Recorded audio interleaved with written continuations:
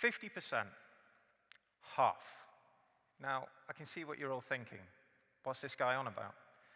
Well, without man-made nitrogen fertilizers, we wouldn't be able to grow the crops we need to sustain half the world's population.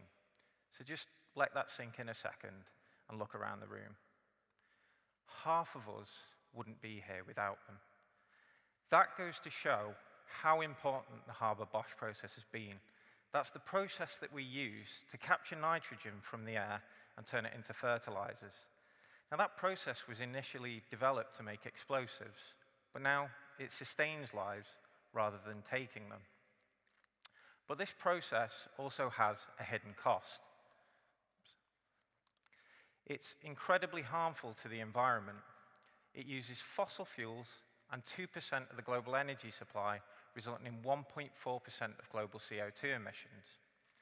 Can it be cleaned up? Maybe. But the process requires sustained high temperatures and pressures and large sophisticated plant infrastructure in order to operate efficiently, and that doesn't integrate well with intermittent renewable energy. So what are the alternatives? Well, to understand that, we need to understand why we need these fertilizers. So the air is made up of 78% nitrogen, but in that form, plants can't absorb it. And that's because it's got this strong bond, a bit like two Lego bricks glued together. And what these processes do is they provide the energy to break up that bond and make the nitrogen more available to plants for them to then absorb.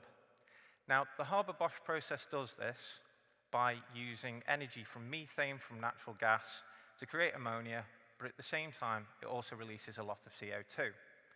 So how does nature do it that's more sustainable? Lightning. Lightning energy enables us to break that nitrogen bond. It then reacts with the oxygen, and as the rain falls, those nitrates are captured in the rainwater, it falls to the ground, and it fertilizes the soil. But lightning is hard to control, and it's unpredictable. So what we've done at Plasma2X is we've created our plasma reactors. So they use kind of like lightning in a tube to perform reactions, and we can control it, a bit like the plasma in this plasma ball here. And we use them to mimic nature's process. We feed air into our plasma reactor, that produces NOx, we capture that into water, and that produces nitric acid, which can be used as a sustainable fertilizer. Now, this is a game changer because the process operates at atmospheric pressure and room temperature, meaning we can produce these chemicals where we need them, when we need them, when the energy is available. So for instance, the wind's blowing, no problem, the process is operating.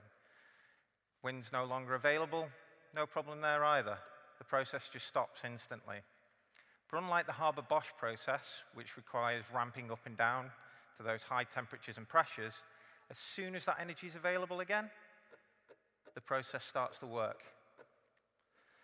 Also, these reactions operate on small scales as well, which unlocks decentralized production in rural areas and developing countries where access to these chemicals is incredibly expensive, making them difficult to obtain because of poor transport links. Also, the process doesn't use fossil fuels, so it doesn't produce any CO2 emissions. Oh, sorry.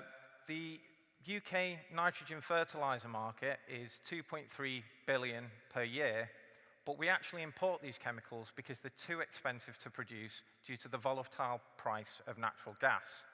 So just think about that for a second.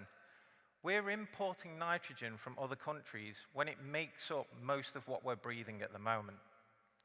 Our process provides a way of doing that locally again without having to rely on these imports. And our technology has already been tested and proven in the lab. We have 2 patents applied for. We're currently scaling up production from grams to kilograms per day, and by the end of 2027, we'll have our first commercial scale pilot available, leading into sales and scaling up the process further with our modular technology. Our business model is to build and sell reactors and provide services to farmers, farming communities, and chemical producers. And we've assembled a strong team to do that with both technical and commercial expertise. For example, our executive chair, Dan Summers, is a serial entrepreneur, and he's already had 2 successful exits. Our CSO, Professor Shintu, is a world-leading expert in plasma science, and he's leading development of this technology. So please, scan the QR code, get in touch, and let's figure out how you can help us create a more sustainable future. Thank you.